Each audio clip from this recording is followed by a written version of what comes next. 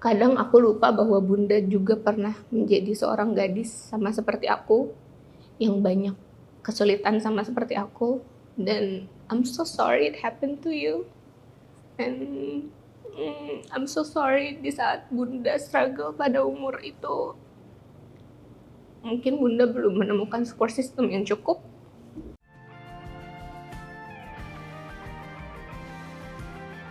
Perkenalkan, nama aku Nadine Amizah. Aku adalah seorang penulis lagu, seorang penyanyi juga.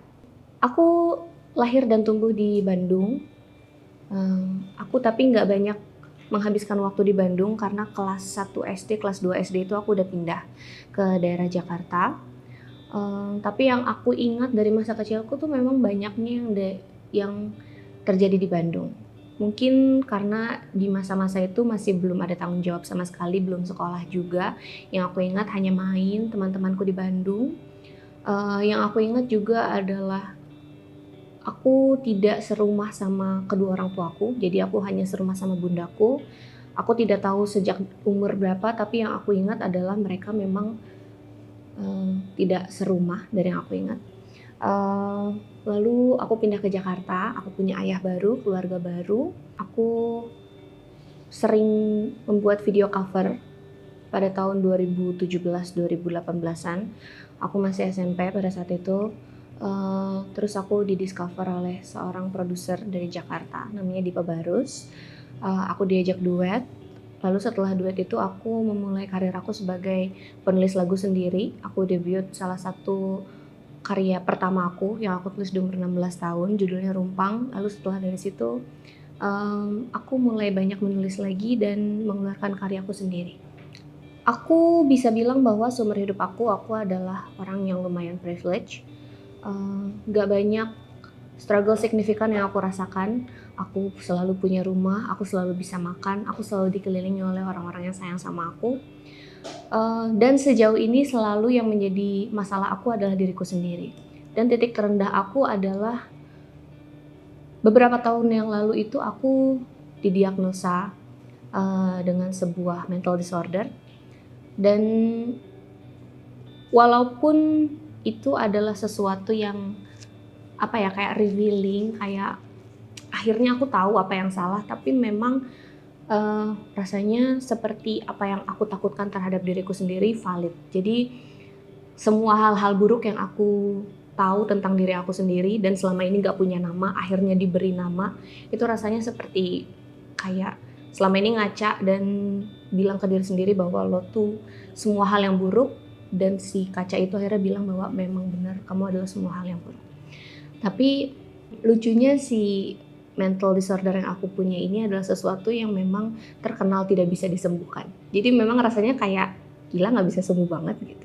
Jadi I think it was very very devastating, sangat-sangat membuat terpuruk. Tapi balik lagi, ternyata justru dengan didiagnosa itu aku malah lebih bisa tahu apa yang harus dilakukan, karena justru dengan naming your monster you kind of get to know them better gitu. Jadi kayak aku lebih mengenal apa yang harus aku lakukan untuk diri aku sendiri gitu.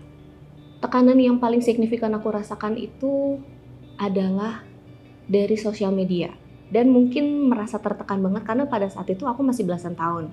Dan mungkin salah satu hal yang kalau misalnya ada hal yang perlu aku sesali terhadap karir aku adalah aku lumayan menyesal memulai karir ini di umur yang sangat-sangat muda. Karena di umur segitu adalah umur dimana aku memang lagi umur-umurnya mempelajari diri sendiri, bereksperimen terhadap diri sendiri, banyak melakukan kesalahan. Dan melakukan kesalahan aja kan udah cukup berat ya, apalagi melakukan kesalahan dilihat seluruh dunia. Dan itu lumayan, I think memang mempengaruhi mental aku, tapi it kind of make me stronger at the same time, karena aku merasa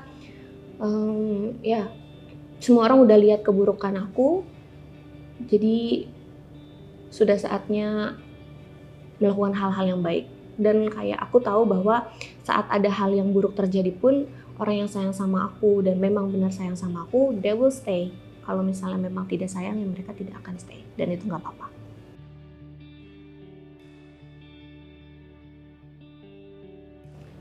Dulu mungkin karena aku rasanya hidup kayak belum punya kulit yang sempurna seperti sekarang, belum punya proteksi diri yang cukup. Jadi apapun yang orang bilang tentang aku, masuknya jauh lebih sakit. Karena kayak luka yang kebuka terus dipegang, sakit. Tapi kalau sekarang, aku sudah punya kulit yang lebih tebal, cukup tebal untuk bisa memproteksi diri aku sendiri dari kalimat-kalimat yang jahat. Tapi memang namanya manusia, kalau misalnya diusik dan kalau misalnya kena hal yang tajam pasti sakit-sakit juga gitu. Jadi mungkin yang berbeda adalah pertama mungkin orang juga udah lebih ngerti siapa aku gitu ya. Jadi kalau misalnya aku melakukan sesuatu yang kayak apa nih gitu, nggak sebanyak itu orang yang akan mengkonfrontasi hal aneh tersebut, karena mereka in a way udah tahu kayak ya Nadine being Nadine gitu. Tapi mungkin juga kalaupun ada hal yang mengusik aku, akunya udah jauh lebih bisa mawas diri mungkin sedikit.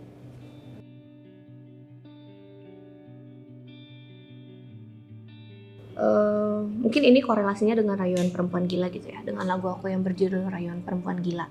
Dan dengan ketidaksengajaannya lagu itu pas banget dengan tren Cagil pada saat itu gitu. Itu bukan sesuatu yang aku rencanakan tentunya, dan kayak I think it's a sweet coincidence aja. Tapi memang pada saat itu aku pun pernah bilang bahwa didiagnosa atau tidak, aku tetap merasa bahwa ada kegilaan di dalam diri aku yang sekarang sudah aku terima aja, karena memang I think it's just part of who I am, dan aku tidak masalah menerimanya.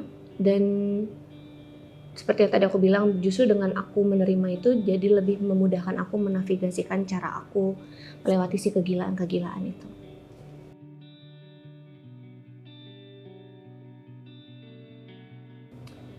Prosesnya panjang dan masih belum selesai tentunya, karena umur aku masih 23 tahun, dan menurut aku proses penerimaan diri itu kayaknya akan seumur hidup, sesuatu yang continuity.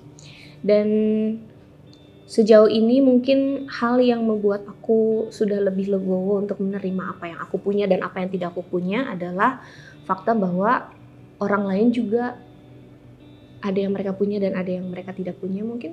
Jadi dengan aku melihat orang lain yang mungkin dari luar kelihatannya sempurna, tapi semakin kita kenal, semakin ada aja yang mereka tidak punya. Aku juga jadi sadar bahwa ternyata nggak apa-apa ya untuk nggak punya hal-hal yang aku pikir perlukan. Dan ternyata dengan tidak punya itu pun kita tetap utuh dan tetap bisa menjadi berkah untuk sesama dan tetap bisa menjalankan tugas kita di dunia ini.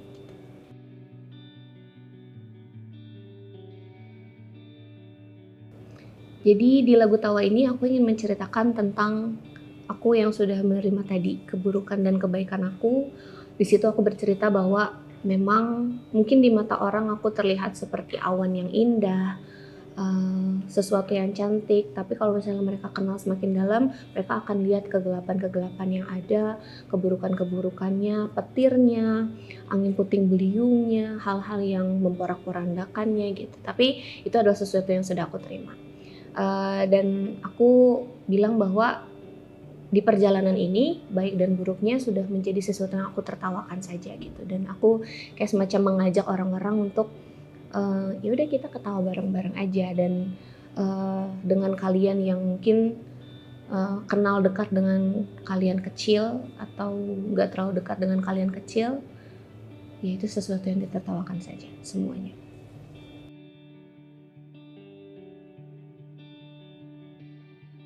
Salah satu hal dari Nadine kecil yang masih aku jaga sampai sekarang adalah pandangannya terhadap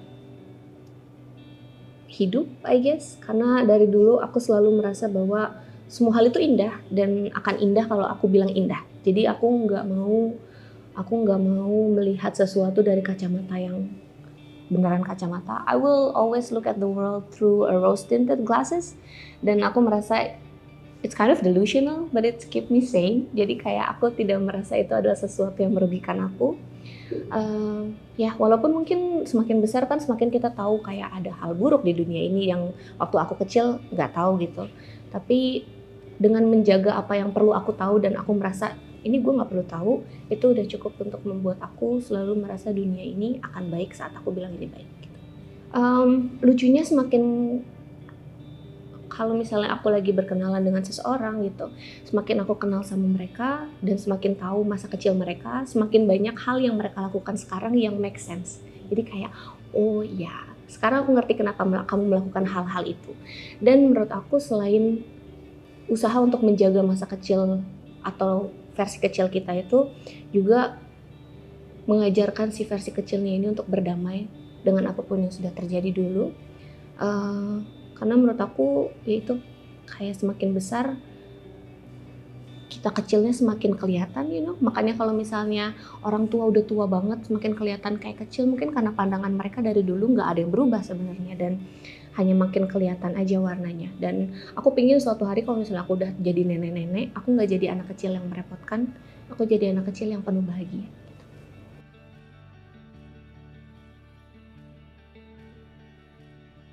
Aku mungkin pengen ngasih tahu dia bahwa nanti sepanjang jalannya Nadine akan terus diiringi oleh orang-orang yang sayang sama Nadine. Dan jangan pernah meragukan rasa sayang orang-orang tersebut, karena walaupun Nadine percaya bahwa Nadine tidak pantas dicintai, tapi mereka akan selalu ada untuk mencintai Nadine. Gitu. Oke, aku punya tisu Hokben.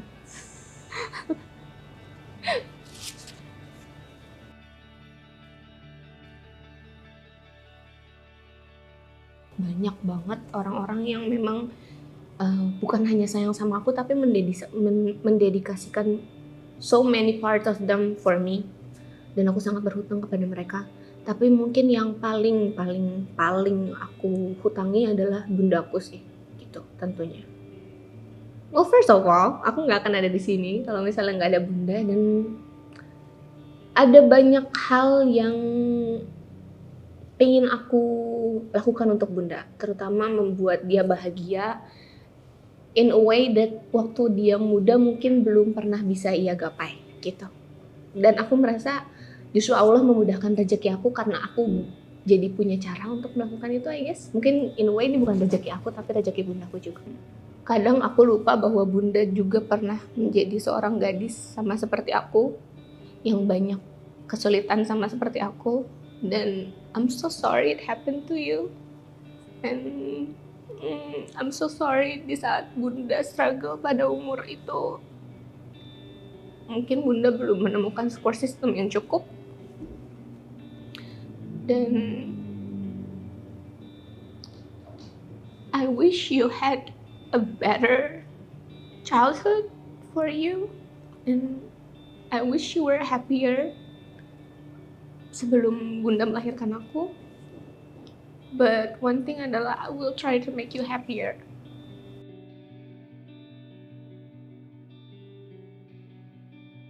I feel what they feel, dan aku tahu pasti banyak sekali yang dirasa sakit dan sulit, dan aku tidak punya kapasitas untuk nyuruh kamu cepat sembuh tentunya.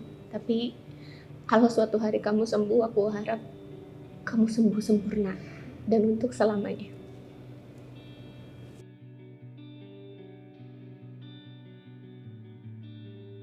I do believe bahwa semua orang pasti akan menemukan orang yang punya kapasitas untuk mencintainya to their full potential. Tapi juga saat orang itu datang, aku harap orang-orang yang dicintainya punya kapasitas untuk menerima cintanya secara full potential juga. Because not a lot of us can do that.